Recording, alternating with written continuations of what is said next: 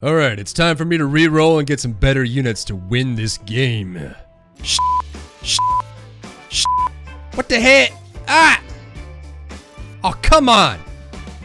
I know, right? It can be difficult in Teamfight Tactics to figure out when to re-roll, when it's beneficial to you, and when it's just hurting your income and making you lose the game. I get asked all the time. Hey drybear, how do I know when to re-roll? Great question, robot lady. Welcome back to their Teamfight Tactics guide. Today, we're gonna go over everything you need to know about re-rolling in TFT.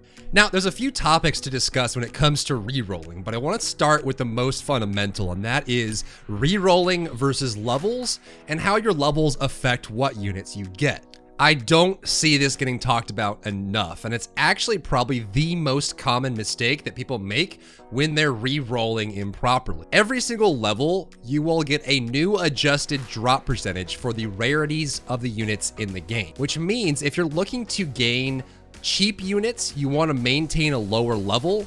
And if you're looking to get more expensive units, say like a Cho'Gath or a Draven or a Jinx, which are all very popular in the meta right now, you want to be at a level that increases your chances of getting 4-cost units. Otherwise, you're going to be throwing a lot of money away. I've seen people re-roll at level 5 looking for a Draven, but at level 5, you have a 3% chance of finding a 4-cost relative to 10% at level 6 and 15% at level 7. In my experience, if you're looking for that 4-cost unit, you're better off at trying it at level 7 or higher, because that extra 5% can make a huge difference in your likelihood of finding that unit. So if you're looking for a very aggressive early game build like gunslingers and you need to get those 1-cost units leveled up quickly, you want to try to do it early on when you have a high chance of finding them, not later on. So keep this in mind. And also, if you're looking for that Kale to top off your nobles build, that 5-cost, you're gonna wanna do it at level 8 or higher, because re-rolling with a 0.5% chance of finding the Kale is gonna hurt you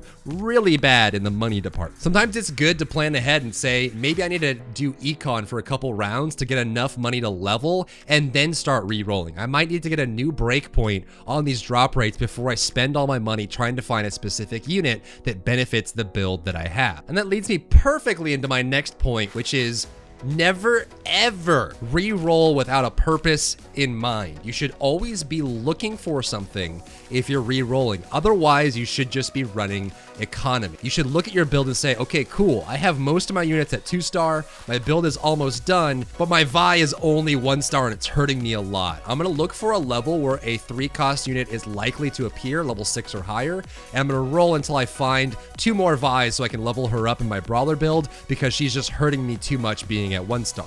That's a great example of rolling with a purpose. Same thing goes for if you're looking for a hyper carry build, or maybe you need that last noble, or maybe Leona is a missing noble. Make sure you're at the right level and you have a goal in mind. I want to give special mention to the competition of other players looking for the units you are looking for. I think that in general, this is a pretty advanced strategy to be checking other boards and making sure no one's competing with you. And until you get to high levels, I would suggest just kind of focusing on the units you have. But it is worth mentioning that because there is a limited amount of each unit available, if someone else or multiple people are trying to get the same unit you're looking for, it's going to make it a lot more scarce and very difficult to obtain. So you get the chance, I like to look on carousels because you have time to kind of just look around. Make sure that someone isn't stockpiling like 12 Dravens or a whole bunch of poppies that you need, because that'll make it less likely for you to find it. Next, I want to talk about what rounds are best to re-roll on, especially in the current meta, and what to look out for. Most commonly, you want to spend a lot of money on the start of a stage, because you know you have a lot of rounds to go until you hit the next carousel or the next creep wave. You got 4 rounds in a row, so it's going to hurt you if you lose a lot of those and you're not able to get those wins back. Additionally, the stages themselves will give you a good indicator of what stage of the game you're at. For me, I like to have my endgame build in mind around the time I hit wolves, and if I don't have a strong endgame build by the time I hit raptors, that's usually the point in time where a lot of players will start going all in. Just after raptors, everyone will spend all their money if they're not strong enough and try to find a build, because if you spend the next 4 rounds after raptors trying to save money, you'll usually by then just lose the the game because you're either too low on HP because you're not strong enough, or you haven't been saving enough, you don't have the money to spend any. So usually I like to do my rerolls on 3-1, 4-1, or 5-1 because this will give you a long stretch of matches for that reroll economy to come back up and get your money back. And it also means that any strength that you gain from the rerolling will make it less likely for you to lose rounds and lose a lot of HP until you get to the next carousel. Additionally, if you know you're about to hit a creep round, say you're right before raptors or right before wolves, usually it's better to wait until after that creep round to reroll because you know that most creep rounds aren't very difficult, and if you save the round before and that creep round, you could end up getting an extra 6 to 10 gold in interest that you wouldn't have had if you re-rolled right before the creep round. So if you're not low on HP and you feel like you're comfortable and in a good state, sometimes it's better to just wait until after the creep round and then spend the money then. You want to spend the whole game thinking about how strong or weak you are. The easiest indicator is looking at your loss or win streaks or where your HP is at, but it takes a lot of experience to be able to look at your build and say, yes, I may be at 10 HP right now, but I just finished 6 nobles with 2 hyper carries. I'm now going to start winning the game.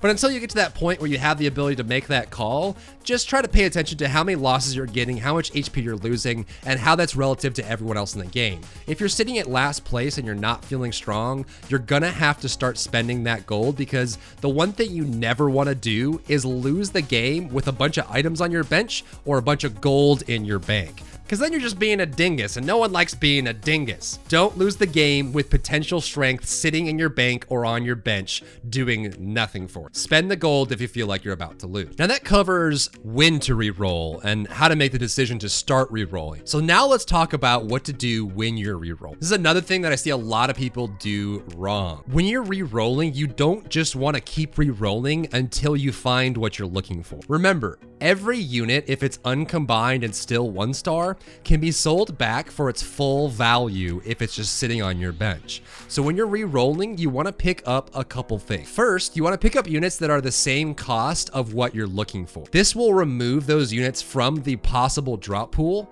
and make it more likely for you to get the unit you're looking for, and then you can just sell it back right afterwards to give you a better leg up in finding that key Draven or Jinx. But there's a hidden purpose with this as well, and this is something that you want to practice when you're re-rolling. Buy units that are really good. Units that fit in the current meta or are linchpins for specific builds. If you see a Kayle and it's not going to fit your build, just buy her anyway in the meantime. Same thing goes for almost any 5-cost unit, or really any unit that's effective right now. Cho'Gath, Draven, Jinx, Leona, any of the high-cost units or units that are very effective, buy them. Because what'll happen is a lot of players will keep re-rolling. I've seen people spend 50 gold, not find the unit they're looking for, and now they're just broke. However, if you were buying units along the way that could have been good, you may have picked up maybe 6 Aurelian Souls, and now all of a sudden you have 2 you can put in your build, and you can switch over to Sorcerers. Or maybe you weren't looking for it, but you picked up a free Vi 2, and now you can switch over to Brawlers. If the game is giving you great units that can work in a really good synergistic build, just buy them along the way without combining them, because you can very easily sell them all back, get all your money back, not lose anything, increase the chances that you're gonna get what you're looking for, and open yourself up to new avenues along the way. Now, I've placed on screen some of the units that I feel are almost always good to buy until you combine them, because even at 1 cost or even just by themselves with no synergies are worth putting in, but they're also really important units for a lot of different builds. And if you end up getting them to 2-star and you can switch over to that build and pivot, it can benefit you and actually prevent you from losing the game as well. Some of the more notable units are obviously the 2 hyper carriers in the game right now, Draven and Jinx, almost always good to pick up. Brand, after the last patch, is now a lot more powerful because he gets his ult off a lot sooner. It used to take him longer because he had more of a mana pool max, and so now because he can ult earlier, it has time for that to bounce and deal damage. Kayle, Swain, Karthus, and Yasuo are all great options because as single units without synergy,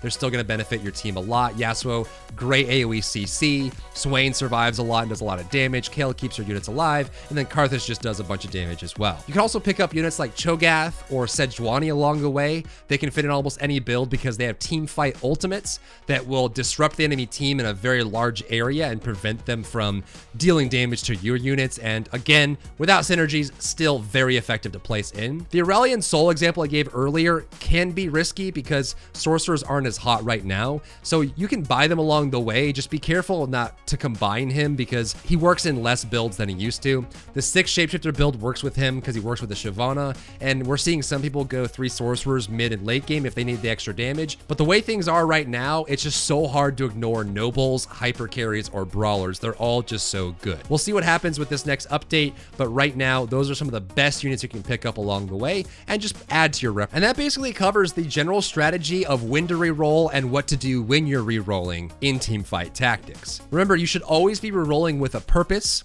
Make sure you're rerolling at the right level to get the unit you're looking for. And as you're rerolling, buy units that are valuable or units that are in direct drop rate competition for the unit that you're actually looking for. All of these things will make your rerolling strategies a lot more effective and a lot more impactful for you being able to turn the tide when you need to get a unit to finish your synergy. Thank you so much for tuning in today. Be sure to like, comment, and subscribe. Check me out on Twitch, check me out on Instagram, check me out on Twitter. You know the whole deal, and I'll see you in the next one.